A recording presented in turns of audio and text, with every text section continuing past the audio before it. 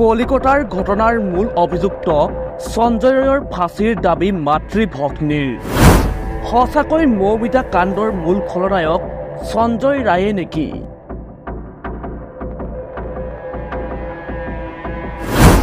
পুলিচৰ প্ৰাথমিক তদন্তত প্ৰকাশ পাইছে কেইবাজনো ব্যক্তিৰ নাম। কপালত ৰঙা ফুট লৈ নিজকে গোড়া হিন্দুৰ পৰিচয় দিব বিচৰা এইজন আচলতে এজন দানৱ।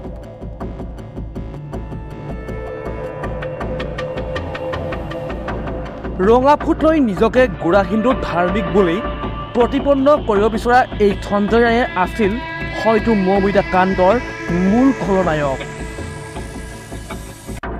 পুলিচৰ প্ৰাথমিক তদন্তত এই প্ৰকাশ। ৰঙা ফুট লৈ থকা সকলো মানুহক ধাৰ্মিক বুলি আৰু সত চৰিত্ৰৰ বুলি ভুলতো বিশ্বাস নকৰিব।